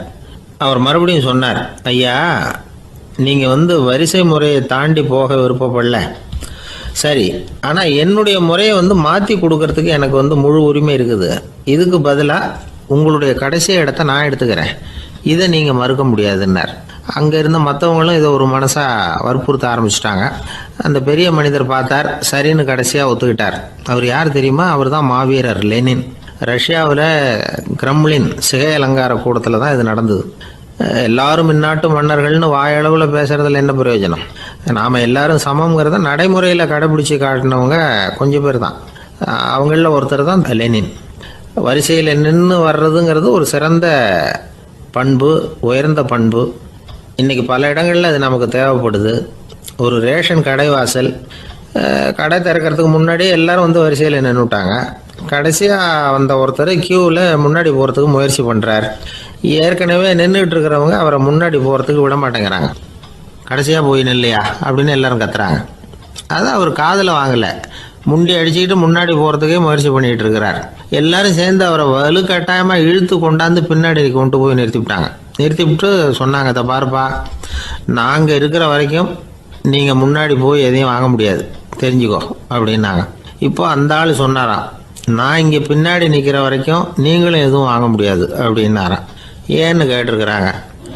நான் தான் அந்த கடையை திறக்க வேண்டிய ஆள் அப்படின்னா. ஒருத்தர் ஒரு தவறு செஞ்சு விடுறாருன்னு வச்சுக்கோங்க. உடனே நீ செஞ்சது தவறு அப்படின்னு சொல்கிறது ஒரு வகை. அதுக்கு பதிலாக எது சரின்னு அவர் புரிந்து கொள்ள உதவி செய்கிறது இன்னொரு வகை. இந்த 2வது வகை இருக்குது பாருங்கள், நிர்வாக இயலில் இது ரொம்ப முக்கியம். அலுவலகத்தில் வேலை பார்க்குற ஒருத்தர் முக்கியமாக தெரிஞ்சுக்க வேண்டியது என்ன தெரியுமா? சக ஊழியர்கள்கிட்ட எப்படி பழகணும், மேலதிகாரிகள்கிட்ட எப்படி பழகணும், தனக்கு கீழே வேலை செய்கிறவங்கக்கிட்ட எப்படி பழகணும், வாடிக்கையாளர்கள்கிட்ட எப்படி பழகணும், இவங்க எல்லார்கிட்டையும் செம்மையான உறவை ஏற்படுத்திக்கிறது எப்படி. இதையெல்லாம் சொல்லிக் கொடுக்குற பாடம் தான் இன்டர் பர்சனல் ஸ்கில், திறமையான உறவு அப்படிங்கிறது. எந்த வேலையில் இருந்தாலும் சரி, இந்த உறவுகளை வளர்க்கும் திறன் உள்ளவங்க சீக்கிரம் முன்னுக்கு வந்துடுறாங்க. மற்றவங்க கிட்ட உறவை பலப்படுத்திக்கிறது எப்படி அப்படின்னு தெரிஞ்சுக்கிட்டோம்னா எந்த ஒரு தடையையும் சுலபமாக தாண்டி செய்கிற தொழிலில் முன்னுக்கு வந்துடலாம். ஹார்வர்டு பல்கலைக்கழகத்தில் ஒரு கணக்கெடுப்பு பண்ணி பார்த்தாங்களாம். பார்க்குற வேலையில் எது மாதிரி குணாதிசயம் உள்ளவங்க வேகமாக முன்னுக்கு வர்றாங்க அப்படின்னு தெரிஞ்சுக்கிறதுக்காக இந்த கணக்கெடுப்பு. வெவ்வேறு துறையில் வேகமாக முன்னுக்கு வந்திருக்கிற பல பேரை சந்தித்து இந்த சர்வேயை நடத்தியிருக்கிறாங்க. அவங்க கண்டுபிடிச்சி சொல்லியிருக்கிற உண்மை என்ன தெரியுமா? ஒருத்தர் ஒரு வேலையில் இருந்தால் அது சம்பந்தப்பட்ட சப்ஜெக்ட் பற்றிய அறிவு 35% இருந்தால் போதுமா. ஆனால் உறவுகளை வளர்க்கக்கூடிய திறன், இன்டர் பர்சனல் ஸ்கில்லு 65% வேணும். இப்படி உள்ளவங்க சீக்கிரம் முன்னுக்கு வந்துடுறாங்களாம். அதனால் ஒருத்தருக்கு வேலை சரியாக புரியலைன்னா கூட விவரமாக மற்றவங்கக்கிட்ட பழகிறது எப்படின்னு புரிஞ்சால் போதும், அவர் முன்னுக்கு வந்துடலாம். அலுவலகங்களில் மட்டும் இல்லை, எல்லா இடங்கள்லேயும் இது ரொம்ப முக்கியம். வீட்டுக்குள்ளேயும் இது ரொம்ப முக்கியம், வீட்டுக்கு வெளியேயும் இது முக்கியம். அடுத்தவங்க கிட்ட பழகிறது எப்படிங்கிறத தெரிஞ்சுக்காதவன் வாழ்க்கையில் முன்னேற முடியாது. இன்னைக்கு ஆயுதங்களால் காயப்படுத்தி கொள்ளுகிறவர்களை விட வார்த்தைகளால் காயப்படுத்தி கொள்ளுகிறவர்கள் தான் அதிகம். பெரியவங்க என்ன சொல்கிறாங்க தெரியுமா? நீங்கள் இந்த பூமியில் பிறந்ததன் அர்த்தம் பூர்த்தி ஆகணும்னா அடுத்தவங்களுக்கு உதவி பண்ணுங்க. அடுத்தவங்களுக்கு உதவி செய்ய முடியாவிட்டால் கூட பரவாயில்லை, ஆனால் யாரையும் புண்படுத்தி விடாதீங்க அப்படின்னு சொல்கிறாங்க. எனக்கு தெரிஞ்ச ஒருத்தர் ஒரு அலுவலகத்தில் வேலை பார்க்குறார். அவர் சொல்லுவார், எனக்கு இந்த இன்டர்பர்சனல் ஸ்கில் ரொம்ப அதிகம் சார். சக ஊழியர்கள்கிட்ட ரொம்ப சுமூகமாக நடந்துக்குவேன். என் கூட வேலை பார்க்குற ஒருத்தருக்கு ஏதாவது ஒரு கஷ்டம்னா அந்த சமயத்தில் அவர் செய்ய வேண்டிய வேலையை நான் செஞ்சிருவேன் சார் அப்படிம்பார். நான் அவர்கிட்ட சமீபத்தில் அப்படி ஏதாவது செஞ்சுருக்கீங்களா அப்படின்னு கேட்டேன். செஞ்சுருக்கேன் சார். போன வாரம் புதன்கிழமை ஆஃபீஸில் என் பக்கத்து சீட்டுக்காரருக்கு வயிற்று வலி. உடனே நான் மெடிக்கல் லீவ் போட்டுவிட்டு எங்கள் வீட்டுக்கு போயிட்டேன் சார் அப்படின்னார். ஒரு சீன தேசத்து அரசர் இருந்தார். அவருக்கு வயசாயிட்டுது. அவருக்கு அடுத்தபடியாக அவருடைய புள்ள பட்டத்துக்கு வரணும், ஆட்சி பொறுப்பை ஏற்றுக்கணும். ஒரு நல்ல தலைவனுக்கு இருக்க வேண்டிய பண்புகள்லாம் தன்னுடைய மகனுக்கு இருக்கணும்னு விரும்பினார் அந்த அரசர். அதனால் இளவரசனை பக்கத்தில் இருந்த ஒரு குரு கிட்ட அனுப்புனார். இளவரசன் அவர்கிட்ட போய் சேர்ந்தான். அந்த குரு என்ன பண்ணார் தெரியுமா? இவனை பார்த்து சொன்னார், இதை பாருப்பா, நீ என்ன பண்ணுற, இப்போவே பக்கத்தில் இருக்கிற காட்டுக்கு போ, நடு காட்டில் போய் ஒரு இடத்துல உட்காந்துக்கோ. அங்கே என்னென்ன சத்தம்லாம் உன் காதில் விழுதுன்னு கவனித்து கேளு. உன் காதில் விழுந்த ஓசைகள் என்னென்னங்கிறத என்கிட்ட வந்து சொல்லு, அதுதான் எனக்கு தெரியணும், உனக்கு வேலையும் அதுதான் அப்படின்னு சொல்லி அனுப்பி வச்சுட்டார். இளவரசன் காட்டுக்கு போனான். குரு சொன்னபடியே ஒரு இடத்துல உட்காந்து கவனித்து கேட்டான். அதுக்கப்புறம் குருக்கிட்ட திரும்பி வந்தான். என்னென்ன சத்தம்லாம் கேட்ட அப்படின்னு கேட்டார் குரு. குருவே, காட்டில் நான் பறவைகள் சத்தம்லாம் கேட்டேன், மிருகங்களின் ஓசையையும் கேட்டேன், இதை தவிர இடி மின்னல் மழை இதுகளோட சத்தத்தையும் கேட்டேன் அப்படின்னா. குரு யோசனை பண்ணார், நீ இன்னமும் சரியாக கேட்கல, அதனால் மறுபடியும் காட்டுக்கு போ, கொஞ்ச நாள் தங்கியிருந்து கேட்டுட்டு வா அப்படின்னார். இளவரசனுக்கு ஒன்றும் புரியல. இருந்தாலும் குருவின் கட்டளையாச்சே, மறுக்க முடியுமா? உடனே அவன் மறுபடியும் காட்டுக்கு போனான். ஒரு இடத்துல உட்காந்தான். கொஞ்ச நேரம் உன்னிப்பாக கவனித்து கேட்டான். சில நாள் கழித்து குருக்கிட்ட திரும்பி வந்தான். குருவே, இந்த தடவை சில துல்லியமான சத்தங்களை எல்லாம் கேட்டான். தேனீ பறக்கிற சத்தம், நீரோடையின் மெல்லிய ஓசை, இதெல்லாம் கேட்டேன்னா. குரு சிரித்தார். நீ மறுபடியும் காட்டுக்கு போ, இன்னும் சில நாள் அங்கே இரு, முழுமையாக கவனமாக கேட்டுட்டு வா அப்படின்னு சொல்லி அனுப்பி வச்சுட்டார். இளவரசனுக்கு குழப்பம் அதிகமாயிட்டுது. ஒன்றுமே புரியல. மறுபடியும் காட்டுக்கு போனான். மௌனமாக ஒரு இடத்துல உட்காந்துட்டான். அப்படியே தியானத்தில் ஆழ்ந்துட்டான். சில நாளில் அவனுக்கு இதுவரை கேட்காத ஓசைகள்லாம் கேட்க ஆரம்பிச்சிட்டுது. இதைத்தான் நான் கேட்கணும்னு என்னுடைய குரு எதிர்பார்த்துருக்கிறாருங்கிறத புரிஞ்சுக்கிட்டான். உடனே குருக்கிட்ட ஓடனான். குருவே, இந்த தடவை காதுகளுக்கு கேட்க முடியாத சில ஓசைகளை கூட என்னால் உணர முடிஞ்சுது. பூ மலருகிற ஓசை, சூரியனால் பூமி சூடாகிறப்போ எழுகிற ஓசை, காலை பனித்துளி இந்த புல்லுலாம் குடிக்கிற ஓசை, இது எல்லாம் என்னால் நல்லா கேட்க முடிஞ்சுது அப்படின்னா. குருவுக்கு இப்போ தான் திருப்தி ஏற்பட்டு தான். இளவரசனை பார்த்து சொன்னார், இதை பாருப்பா, இப்போ தான் நாட்டை ஆளுகிற தகுதி உனக்கு வந்திருக்குது அப்படின்னு சொல்லி அதுக்கு விளக்கமும் கொடுத்தாராம். எந்த அரசன் தன்னுடைய மக்களின் இதயம் பேசுகிற மௌன மொழியை, மௌன வார்த்தைகளை கேட்குறானோ அவன்தான் ஆள தகுதி உள்ளவன். எந்த அரசன் தன்னுடைய மக்களின் உணர்ச்சிகளை உண்மையாக உணர்றானோ அவன்தான் முதன்மையான அரசன். போலி வார்த்தைகளை மட்டும் கேட்டுட்டு பல மௌன ராகங்களை காதில் வாங்கிக்காதவன் அரசனே இல்லை. எந்த நாட்டில் எப்போ ஒரு அரசன் தன்னுடைய மக்களின் உணர்ச்சிகளை கேட்க மறுக்கிறானோ அன்னையிலேருந்தே அந்த நாடு அழிய தொடங்குது அப்படின்னு அர்த்தம். இதுதான் அந்த குரு இளவரசனுக்கு போதிச்சது. வாயால் பேசுகிறத மட்டும் கேட்டு ஏமாறக்கூடாது, உணர்ச்சிகளையும் கேட்குறதுல தான் மனப்பக்குவம் உண்டாகும். மக்கள் உணர்ச்சிகளை புரிந்து கொள்ளாத அரசர்கள் நீடிச்சிருக்க முடியாது. அது மாதிரி நாடுகளில் அடிக்கடி குழப்பம் தான் உண்டாகும். அப்படி இருந்தால் அடிக்கடி ஆட்சி மாறிக்கிட்டு இருக்கும். அப்படிப்பட்ட ஒரு தேசம், அங்கே ஒரு சிறைச்சாலையில் 3 கைதிகள் பேசிக்கிட்டு இருந்தாங்க. ஒருத்தன் சொன்னான், நான் இந்த நாட்டு ராஜாவை எதிர்த்து பேசிக்கிட்டு இருந்தேன், அதனால் என்னை பிடிச்சி கொண்டாந்து இங்கே போட்டுட்டாங்க அப்படின்னா ஒருத்தன். இன்னொருத்தன் சொன்னான், நான் இந்த நாட்டு ராஜாவை ஆதரித்து பேசிக்கிட்டு இருந்தேன், அதனால் என்னை பிடிச்சி கொண்டாந்து இங்கே தள்ளிவிட்டாங்க அப்படின்னா. அது சரி, நீ என்ன தப்பு பண்ண அப்படின்னு சொல்லி 3வது ஆளை பார்த்து இவங்க கேட்டாங்க. அதுக்கு அந்த ஆள் சொல்கிறான், நான் தான் இந்த நாட்டு ராஜா அப்படின்னானா. ஒரு நண்பர், அவர்கிட்ட பேசிக்கிட்டு இருந்தேன். மனித உறவுகள் பற்றி அவர் சொல்லிகிட்டு இருந்தார். அமெரிக்காவில் தந்தை மகன் உறவு எப்படி இருக்குது அப்படிங்கிறத விளக்கிறதுக்கு அவர் ஒரு கதையை சொன்னார். ஒரு அப்பா பகல் பூராவும் அலுவலகத்தில் வேலை, ஓடி ஆடி உழைச்சிக்கிட்டு களைச்சி போய் ராத்திரி 10 மணிக்கு மேலே வீடு திரும்பினான். வீட்டு வாசலில் அவரோட மகன் காத்துக்கிட்டு இருக்கிறான். இன்னமும் தூங்கலை. அப்பா வாசல்லையே தடுத்து நிறுத்தி, அப்பா உனக்கு சம்பளம் எவ்வளவு அப்படின்னு கேட்குறான். ஏற்கனவே ஆஃபீஸு பிரச்சனைகளால் அலுத்து போய் திரும்புகிற அப்பாவுக்கு கோவம் வந்துடுது. என்னடா இப்படிலாம் கேளுன்னு உங்கள் அம்மா உனக்கு சொல்லி கொடுத்தாளா அப்படின்னு சொல்லிவிட்டு உள்ளே போய் சட்டையை கட்டி மாட்டி விட்டு குளிச்சு விட்டு மறுபடியும் வெளியில் வந்து உடையை மாற்றுகிற சமயம் அப்போ மறுபடியும் மகன் உள்ளே வந்து நிற்கிறான் அவர் முன்னாடியே. அப்பா உனக்கு எவ்வளவு சம்பளங்கிறான் மறுபடியும். அப்பாவுக்கு எரிச்சல் அதிகமாகிட்டுது. மணிக்கு $20 போதுமா அப்படின்னார். அப்படின்னா எனக்கு ஒரு $10 தர முடியுமான்னா மகன். இதுக்கு தான் என் சம்பளம் எவ்வளவுன்னு கேட்டியா? 2ஆம் வகுப்பு படிக்கிற உனக்கு எதுக்குடா $10 அப்படின்னு கத்திவிட்டு தொலைக்காட்சி பெட்டியின் முன்னாடி போய் உட்காந்துக்கிட்டு ஏதோ நிகழ்ச்சியை பார்க்க ஆரம்பிச்சிட்டார். கொஞ்ச நேரம் கழித்து மறுபடியும் மகன் வந்து நிற்கிறான். அப்பா ப்ளீஸ் எனக்கு ஒரு $10 கொடுக்க முடியுமா? மகனுடைய கண்களில் கண்ணீர். என்னடா அவன் கண்ணீரை காட்டி காரியம் சாதிக்கலாம்னு பார்க்குறியா? ஒரு காசு கூட கொடுக்க மாட்டான் போ அப்படின்னு விரட்டி விட்டான். மகன் கண்ணீரை தொடச்சிக்கிட்டே கண்ணை தொடச்சிக்கிட்டு பேசாமல் போய் படுத்துக்கிட்டானா. கொஞ்ச நேரம் ஆச்சு. அப்பாவோட கோபம் கொஞ்சம் கொஞ்சமாக குறைஞ்சிது. பிள்ளைகிட்ட கோபமாக கத்துனது தப்பு தாங்கிறது புரிஞ்சுது அவனுக்கு. எழுந்திரிச்சு போனான், படுக்கை இறக்கி போனான். மகனை பார்த்தான். அவன் தலையணையை கட்டி பிடிச்சிக்கிட்டு அழுதுகிட்டு இருக்கிறான். அவனை மெல்ல நெருங்கி அவங்ககிட்ட எதமாக பேசுகிறதுக்கு ஆரம்பித்தானான். எதுக்குடா உனக்கு $10 பள்ளிக்கூடத்தில் கேட்டாங்களா அப்படின்னு கேட்டானா. மகன் சொல்லியிருக்கான், இல்லை டாடி, உனக்கு 1 மணி நேரம் சம்பளம் $20ன்னு சொன்னேன். நீ ஏற்கனவே எனக்கு கொடுத்த பாக்கெட் மணி $10 என்கிட்ட இருக்குது. இப்போ நீ இன்னொரு $10 கொடுத்தீங்கன்னா அதையும் சேர்த்து $20 ஆகிடும். அந்த $20 நான் உனக்கு கொடுத்துருவேன். அப்படி கொடுத்தா நீ என் கூட 1 மணி நேரம் செலவழிப்ப இல்லையா? அதுக்காக தான் $10 கேட்டேன் அப்படின்னு சொன்னானா. அந்த அப்பா கண்ணு கலங்கி போச்சான். ஆதரவோடு தன்னுடைய மகனை கட்டி பிடிச்சி அழ ஆரம்பிச்சிட்டாராம். இதுதான் நண்பர் சொன்ன கதை. அமெரிக்கா மட்டும் இல்லை, உலகம் பூராவும் இன்றைக்கி மனித உறவுகள் இப்படி தான் மாறிட்டு இருக்கு. பெரியவர்கள் அறிவுரை என்ன தெரியுமா? உங்கள் குழந்தைகளிடமிருந்து குழந்தை பருவத்தை பிரித்து விடாதீர்கள் அப்படிங்கிறது தான். அதாவது இன்றைய குழந்தைகள் தங்கள் பிருந்தாவனத்தை இழந்து விடுகிறார்கள் அப்படிங்கிறது அவங்களுடைய கருத்து.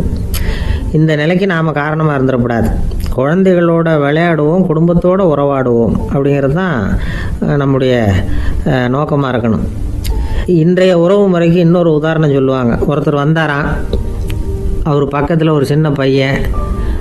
நாம் அவரை விசாரிக்கிறோம், யார் இந்த பையன் அப்படின்னா அவர் சொல்கிறார், இவன் எனக்கு தூரத்து உறவு அப்படின்னாராம்.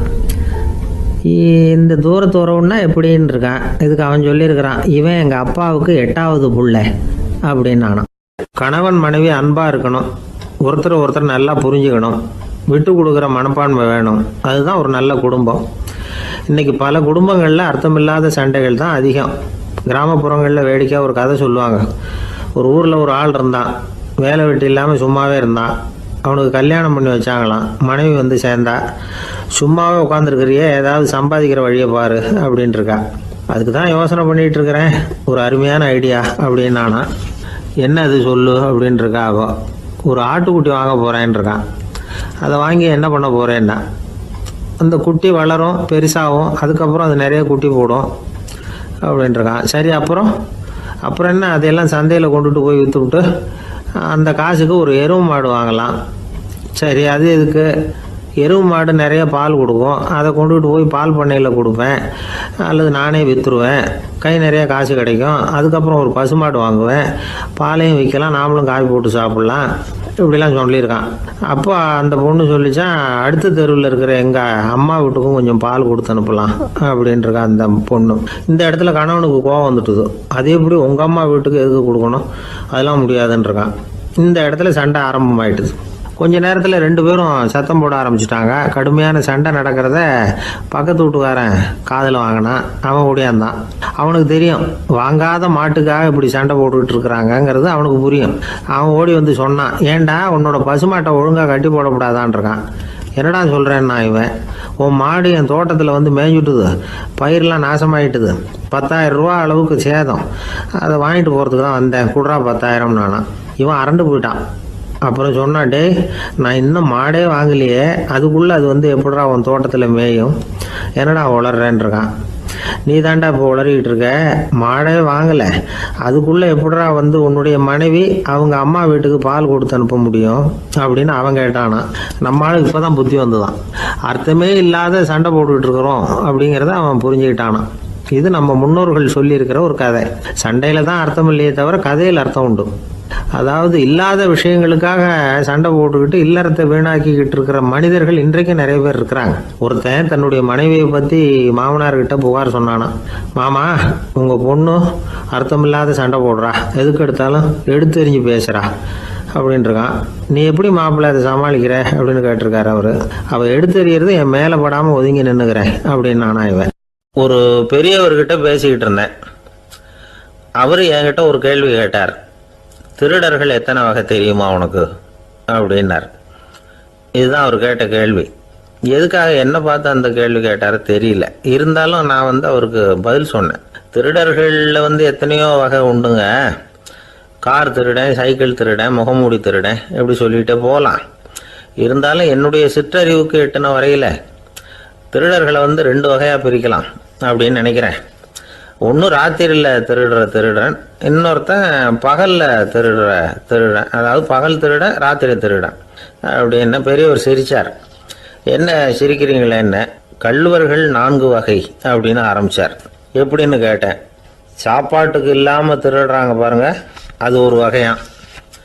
சாப்பாட்டுக்கு இருந்தும் திருடுறாங்க பாருங்க, அது ஒரு வகையான்.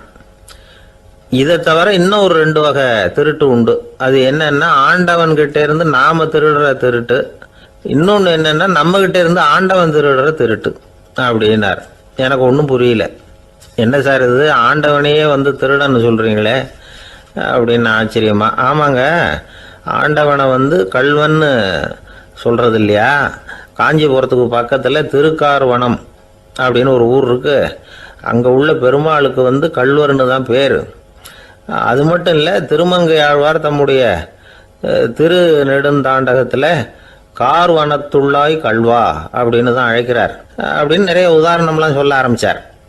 அதுக்கப்புறம் அவர்கிட்ட பேசி நான் புரிஞ்சுக்கிட்ட விவரங்களை தான் இப்போ உங்ககிட்ட சொல்ல போகிறது. அதாவது அவர் சொன்ன முதல் வகை திருடர்கள் சாப்பாட்டுக்கு இல்லாமல் திருடுறவங்க. இவங்களை திருத்தி போடலாம். சாப்பாட்டுக்கு இருந்தும் பணம் சேர்க்கணுங்கிற ஆசையால் பொய் கணக்கெல்லாம் எழுதுறாங்க பாருங்க, அவங்க தான் 2வது வகை. 3வது வகை திருட்டு தான் மிகப்பெரிய திருட்டு.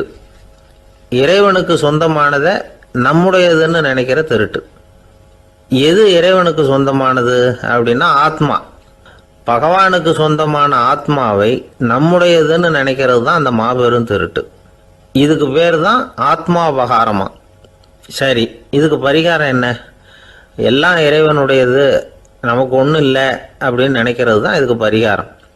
இதெல்லாம் இருக்கட்டும். 4வது திருட்டு ஒன்று சொன்னோம்ல, ஆண்டவன் நம்மகிட்ட இருந்து திருடுறது. அது எப்படி? ஆண்டவனை கல்வன்னு சொல்கிறாங்க, அது சரி. அவர் என்னத்தை திருடினார்? இப்போ இன்னொருத்தருக்கு சொந்தமான ஒன்றை எடுத்து வச்சுக்கிறது தான் கள்ளத்தனம். ஆனால் ஆண்டவன் எடுத்துக்கிட்டோம்னா இருக்கிறது எல்லாமே அவனுக்கு சொந்தம். அப்படி இருக்கிறப்போ அவரை எப்படி கல்வன்னு சொல்கிறது? இது என்ன புரியாமல் இருக்குதே அப்படின்னு சொல்லி பார்த்தா அதுக்கும் விளக்கம் சொல்கிறாங்க அவங்க. அதாவது ஆண்டவனுக்கு உருவமே கிடையாது, அரூபமாக இருக்கிறவன், அதாவது உருவம் இல்லாமல் இருக்கிறவன். அப்படி உள்ள பகவான் நம்மளை மாதிரி உருவத்தில் இருக்கிறான். நம்மளை மாதிரியே கையை காலு மூக்கெல்லாம் இருக்குது ஆண்டவனுக்கு. இந்த உருவம் நம்மகிட்ட இருந்து திருடினது தானே.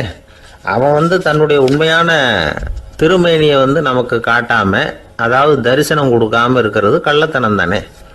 அதனால தான் இதுவும் ஒரு பெரிய திருட்டு, இருக்கிறதுலேயே மிகப்பெரிய திருட்டு அப்படிங்கிறார். என்கிட்ட பேசிக்கிட்டு இருந்தார், இந்த விஷயம்லாம் சொல்லிட்டு இருந்தாரு இந்த பெரியவர். அதாவது திருட்டை ஆன்மீக நோகத்தில் அவர் பார்க்குறார். நம்ம பார்வையில் இதை விட அபூர்வமான திருட்டுலாம் இங்கே உண்டு. அபூர்வமான திருடர்களும் உண்டு. ஒரு திருடன் சிறையிலிருந்து விடுதலையாகி வெளியில் போனான். கொஞ்ச நாளில் மறுபடியும் திரும்பி ஜெயிலுக்கு வந்துட்டான். அப்போது சிறை அதிகாரி அவனுக்கு அறிவுரை சொன்னாராம். ஏன்பா இப்படி அடிக்கடி தப்பு பண்ணிவிட்டு ஜெயிலுக்கு வந்துவிடுறியே, உனக்கு சொந்த பந்தம் எதுவும் இல்லையா? உனக்கு அப்பா, அண்ணன், தம்பிகள் அவங்க கூட எல்லாம் சேர்ந்து வாழணுங்கிற ஆசை இல்லையா அப்படின்னு கேட்டிருக்கார். அவங்களோட சேர்ந்து வாழணுங்கிற ஆசை எனக்கு நிறைய உண்டுங்க சார் அப்படின்னு அவன். அப்புறம் எதுக்கு இப்படி ஜெயிலுக்கு வந்துடுற அப்படின்னாரான் அவர். அவங்க எல்லாருமே இங்கே தானே சார் இருக்காங்க அப்படின்னு அவன். ஒரு ஊரில் ஒரு துறவி இருந்தார், புத்த சமய துறவி. அந்த ஊர் மன்னன் அவரை பற்றி கேள்விப்பட்டிருக்கான். ஒரு நாள் புறப்பட்டு போனான், துறவியின் பாதங்களை தொட்டு வணங்கினான். அதுக்கப்புறம் சொன்னான், ஐயா, நான் உங்களை அரண்மனைக்கு அழைச்சிட்டு போகிறதுக்காக வந்திருக்கிறேன். இனிமே நீங்கள் இங்கே எதுக்கு இருக்கணும் அப்படின்னானா. அவன் மனசுக்குள்ள என்ன நினைப்புன்னா, இவர் எங்கே வர போகிறாரு, நான் ரொம்ப எளிமையானவன், எனக்கு எதுக்கு அரண்மனை வாசம்னு சொல்லி விடுவார் அப்படின்னு நினச்சிருக்கான். ஆனால் அந்த துறவி என்ன பண்ணார் தெரியுமா? அப்படியா, சரி போகலாம், வா, போய் உன் ரதத்தை கொண்டுட்டு வா, அரண்மனைக்கு போகும்பொழுது அதுக்கு தகுந்த மாதிரி ஆடம்பரமாக போகணும் அப்படின்னு விட்டாரான். துறவி இப்படி சொன்னதும் அந்த மன்னனுக்கு மனசுக்குள்ள சந்தேகம் வந்துட்டுது. இவர் உண்மையிலேயே துறவி தானா, ஏமாத்து பேர் வழி மாதிரி தெரியுதே அப்படின்னு நினச்சிருக்கான். இருந்தாலும் இனிமேல் என்ன பண்ணுறது, சொல்லியாச்சு. ரதத்தை கொண்டுட்டு வந்தான். துறவி ஏறி உக்காந்தார். பக்கத்தில் ராஜா. அவர் ரொம்ப உற்சாகமாக வரார். இவன் ரொம்ப சோர்ந்து போய் வரான். துறவி மரத்தடியிலேயே வாழ்ந்து பழக்கப்பட்டவர், அரண்மனையில் எளிமையாக ஒரு இடத்துல உட்காந்துக்குவார் அப்படின்னு நினச்சான். ஆனால் அப்படி இல்லை. அரண்மனைக்கு வந்த உடனே அந்த துறவி அதை கொண்டுட்டு வா, இதை கொண்டுட்டு வான்னு சொல்லி உத்தரவு போட ஆரம்பிச்சுட்டார். அரண்மனையில் இருந்தால் அரசனை மாதிரி இருக்கணும் அப்படிங்கிறார். ராத்திரி பூரா சௌகரியமாக தூங்கினார். பகலில் அரண்மனை தோட்டத்தில் உலாவ வேண்டியது, நீச்சல் குளத்தில் குளிக்க வேண்டியது, இப்படியே பொழுது போக்கிட்டு இருக்கிறார். அந்த அரண்மனையில் துறவி மகிழ்ச்சியாக இருக்கிறார். மன்னனால் அப்படி இருக்க முடியல. அவருக்கு எந்த கவலையும் இல்லை, இவனுக்கு அரசாங்க கவலைகள். துறவி அப்படி இருக்கிறத இவனால் தாங்கிக்க முடியல. ஒரு நாள் அவர்கிட்டயே போய், நான் உங்ககிட்ட கொஞ்சம் பேசணும்னு நானாம். துறவி பார்த்தார். நான் இந்த அரண்மனைக்கு வரும்பொழுதே நீ என்னமோ என்கிட்ட கேட்கணும்னு நினைச்ச, ஏன் காலதாமதம்? நீ அனாவசியமாக உன்னையே தொந்தரவு பண்ணிட்டு இருக்கிற, நீ கவலையாக இருக்கேங்கிறது எனக்கு புரியுது. நான் மரத்தடியில் இருந்தப்போ கூட என்னை அடிக்கடி சந்திச்சுக்கிட்டு இருப்பேன், ஏதாவது விளக்கம் கேட்கறது உண்டு. இங்கே வந்த பிறகு என்னை சந்திக்கிறது கூட அபூர்வமாக போயிட்டுது. நீ இப்போ என்ன கேட்க போறேங்கிறது எனக்கு தெரியும், இருந்தாலும் கேள் அப்படின்னாராம். வேற ஒன்றும் இல்லைங்க, இப்போ உங்களுக்கும் எனக்கு என்ன வித்தியாசம்? 2 பேரும் அரண்மனையில் தான் இருக்கிறோம். நீங்கள் மகிழ்ச்சியாக இருக்கிறீங்க, நான் அப்படி இருக்க முடியல. இவ்வளவுக்கும் நீங்கள் முன்னாடி இருந்தது மாதிரி இல்லை. தினமும் தங்க தேர் கேட்குறீங்க, உயர்தரமான ஆடைகள் அணிகிறீங்க, சுவையான சாப்பாடு. இப்படி இருக்கிறப்போ உங்களுக்கும் எனக்கு என்ன வித்தியாசம்? இதுதான் மன்னனுடைய கேள்வி. இதுக்கு பதில் சொல்கிறேன், என் கூட புறப்பட்டு வா, இந்த நகரத்துக்கு வெளியில் போவோம் அப்படின்னு சொல்லி அரசனை கூப்பிட்டுக்கிட்டு ஊர் எல்லைக்கு சேர்ந்தார் துறவி. அங்கே போய் சொன்னார், இதை பாருப்பா, இந்த இடத்த தான் தேடிக்கிட்டு இருந்தேன். இனிமே நான் திரும்பி வர போறதில்ல. நீ என்னோட வர்றியா, திரும்பி போறியா அப்படின்னார். நான் எப்படிங்க உங்க கூட வர முடியும்? என்னுடைய நாடு, என்னுடைய சொத்துக்கள், மனைவி, மக்கள் எல்லாத்தையும் விட்டுட்டு எப்படிங்க வர்றதுன்னா. இப்போ அந்த துறவி சொன்னார், இப்போ வித்தியாசத்தை தெரிஞ்சுக்கிட்டியா? நான் அரண்மனையில் இருந்தேன், எல்லா வித பொருள்களும் உடையவனா இருந்தேன், ஆனால் எதையும் சொந்தம் கொண்டாடுறவனா இருக்கல. ஆனால் நீ அப்படி இல்லை, எல்லாத்தையும் சொந்தம் கொண்டாடிக்கிட்டு இருக்கிற. இதுதான் நமக்குள்ள வித்தியாசம் அப்படின்னு சொன்னார். அரண்மனை ஆடைகளை அப்படியே களைஞ்சார், அரசங்கிட்ட கொடுத்தார். உன்னுடைய ஆடைகளை நீயே வச்சுக்கோன்னார். அவர் பாட்டுக்கு நடந்து போனார், திரும்பியே பார்க்கல. அரசனுக்கு அப்பதான் தன்னுடைய அறியாமை விளங்குச்சான். இதிலிருந்து நாம புரிஞ்சுக்க வேண்டியது என்னன்னா, இந்த உலகத்துல எத்தனையோ பொருள்கள், அதையெல்லாம் முறையா பயன்படுத்தினா மகிழ்ச்சி. அதை விட்டுட்டு அதுக்கெல்லாம் சொந்தம் கொண்டாட ஆரம்பிச்சா கவலை. நம்ம ஆட்கள் சொந்தம் கொண்டாடுற விதமே தனி. ஒரு ஆளு இன்னொருத்தங்கிட்ட ஒரு கொடை கடன் வாங்கியிருந்தான், திருப்பி கொடுக்கல. கொடையை கொடுத்தவன் கேட்டான், என்கிட்ட கடன் வாங்கினிய கொடை, அதை கொஞ்சம் திருப்பி தர்றியான்னா. அது உனக்கு இப்போ அவசரமா தேவைப்படுதா அப்படின்னு கேட்டான் இவன். எனக்கு தேவைப்படல, அந்த கொடையை நான் யாருக்கிட்ட வாங்கியிருந்தேனோ அவனுக்கு இப்போ அது அவசரமா தேவைப்படுது அப்படின்னு அந்த ஆள். ஒரு ஊர்ல ஒரு புகழ்பெற்ற பத்திரிகையாளர் இருந்தார். அவர் ஒரு நாள் திடீர்னு இறந்து போயிட்டார். அதுக்கப்புறம் நேராக சொர்க்கத்துக்கு போனார். சொர்க்கத்தின் வாசல்ல நின்றுகிட்டு இருந்த ஒருத்தர் அவரை தடுத்தார். இதை பாரு, ஏற்கனவே இங்கே 12 பத்திரிகையாளர்கள் இருக்கிறாங்க, அவங்களுக்கே இங்கே வேலை இல்லை. அதுக்கு என்ன காரணம்னா, சொர்க்கத்தில் திடுக்கிடும் செய்திகள்லாம் ஒன்றும் கிடையாது. அப்படி என்ன இருக்க போகுது? இங்கே எல்லாம் அது ஒழுங்காக நடந்துகிட்டு இருக்கோம். எல்லாம் ஒழுங்காக நடந்தால் பத்திரிகைகளுக்கு சுவாரஸ்யமான கொலை கொள்ளை தீ வைப்பு இது மாதிரி எதுவும் இங்கே இல்லை. ஏற்கனவே இங்கே இருக்கிறவங்க எல்லாரும் மரத்தடியில் உட்காந்துக்கிட்டு தியானம் பண்ணிகிட்டு இருக்கிறாங்க. அந்த ஒரே செய்தி தான் தினமும் இங்கே வந்துக்கிட்டு இருக்குது. அதை படிக்கிறதுக்கே இங்கே ஆள் கிடையாது. அதனால் நான் என்ன சொல்கிறேன்னா, நீ பேசாமல் நரகத்துக்கே போயிடு. அங்கே எவ்வளவோ நிகழ்ச்சிகள் நடந்துக்கிட்டு இருக்கு. அங்கே தான் அதிகமான பத்திரிகையாளர்கள் தேவைப்படுறாங்க. அங்கே உனக்கு நிறைய வேலை இருக்கும். அதை செய்கிறதில்ல நீயும் மகிழ்ச்சியாக இருக்கலாம் அப்படின்னு சொன்னாராம். அங்கே அந்த சொர்க்கத்தின் வாசலில் நின்றுக்கிட்டு இருந்தவர். இந்த பத்திரிகையாளர் அங்கேயே நின்று கொஞ்சம் யோசனை பண்ணார். இவருக்கு சொர்க்கத்திலே இருக்கணும்னு தான் ஆசை. அதனால் மெதுவாக அவர்கிட்ட பேசினாராம். ஐயா, என்னை ஒரு 24 மணி நேரம் இங்கே உள்ளே இருக்கிறதுக்கு அனுமதி கொடுங்க. இங்கே இருக்கிற பல பத்திரிகையாளர்களை எனக்கு தெரியும். அவங்களில் சில பேரை சமாதானப்படுத்தி மெதுவாக பேசி நரகத்துக்கு அனுப்பி வச்சுட்றேன். நான் இங்கே இருந்துக்கிறேன். உங்கள் கணக்குப்படி 12 பேருக்கு மேலே இங்கே தாண்டாது. அப்படி பார்த்துக்கிறேன் அப்படின்னாராம். அவரும் யோசனை பண்ணி பார்த்துட்டு, சரி அப்படியே உனக்கு அனுமதி கொடுக்குறேன். ஆனால் ஒரு விஷயம், 24 மணி நேரம் தான் அனுமதி, அதுக்குள்ளே எல்லாம் நடக்கணும் அப்படின்ட்டுருக்கார். சரின்னு சொல்லிவிட்டு இந்த பத்திரிகையாளர் உள்ளே போனார். யோசனை பண்ணார். திட்டம் போட்டு ஒரு பொருளையை கிளப்பி விட்டார்.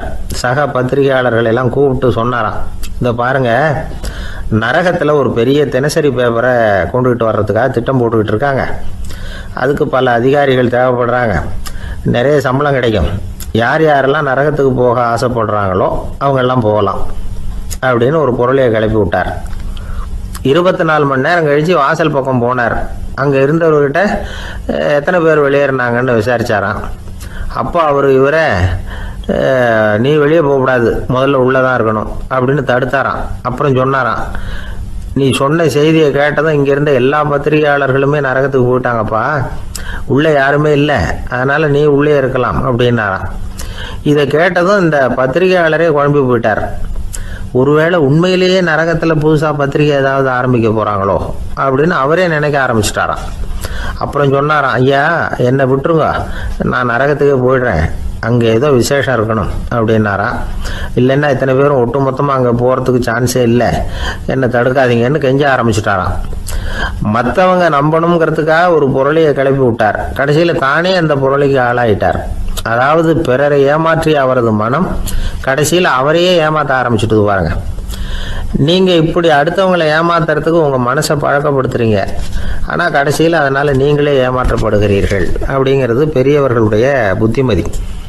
அதனால் உங்கள் மனசுக்கிட்ட ரொம்ப எச்சரிக்கையாக இருங்கோ அப்படிங்கிறாங்க. நம்ம ஆளுங்க அங்கே போய் என்ன சொல்லுவாங்கன்னா, இந்த பாரு அங்கே போகாத இங்கே போகாதேன்னு பயமுறுத்துறது உண்டு. சில பேர் அங்கே பேய் இருக்குது, பிசாசு இருக்குது அப்படின்னு பொருளையை கிளப்பி விடுறது உண்டு. இருட்டு நேரம், காட்டு வழியாக ஒருத்தன் போய்கிட்டு இருக்கிறான். அங்கே பேய் பிசாசு நடமாட்டம் இருக்கிறதாக வதந்தி. இவன் பயந்துக்கிட்டே வேகமாக போகிறான். காடு முடிஞ்சு மெயின் ரோட்டுக்கு வந்து சேர்ந்தான். அப்பாடா, ஒரு பஸ்ஸு நின்றுட்டு இருக்கு தனியாக. இருட்டில் லேசாக தெரிஞ்சுது. ஓடி போய் ஏறி உள்ளே உட்காந்துக்கிட்டான். பயந்துக்கிட்டே போனவன் அப்புறம் தான் தெரியுது உள்ள யாருமே இல்லை, டிரைவரும் இல்லை, கண்டக்டரும் இல்லை, வேற யாரும் இல்லை. இவனுக்கு பேய் பயம் அதிகமாக ஊட்டுது. ஏன்னா நடு ராத்திரி. இந்த நேரம் பார்த்து அந்த பஸ்ஸு தானே நகர ஆரம்பிச்சுதான். இவனுக்கு இன்னும் பயம் அதிகமாக போட்டுது. ஏன்னா டிரைவர் சீட்டு காலியாக இருக்குது, பஸ்ஸு நகருது. இவன் உடம்பு பூரா நடுங்க ஆரம்பிச்சுட்டுது. வீல்னு கத்தலாமான்னு பார்த்தான். அந்த நேரம் பார்த்து அவன் தோளில் ஒரு கை விழுந்துதான். திடுக்கிட்டு திரும்பி பார்த்துருக்குறான். அங்கே டிரைவர் நிற்கிறார். அவர் சொன்னாராம், ஏன்பா ஏற்கனவே பஸ்ஸு